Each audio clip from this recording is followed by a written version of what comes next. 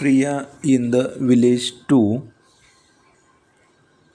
There's a grocery shop near my house.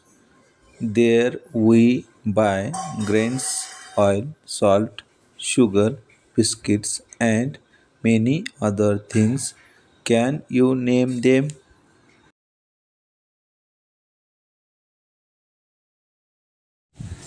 I am in standard 3.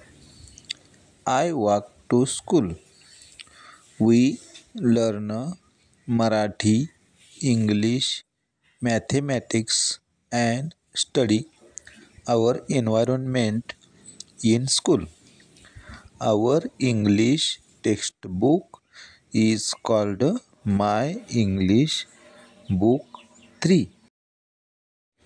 Look at the picture and say soap, coconut oil, cloth soap, groundnut,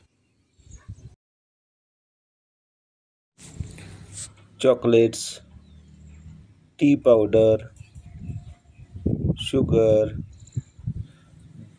jaggery, toothpaste, biscuits, matches box,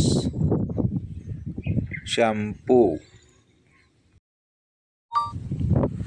wheat, jowar, rice.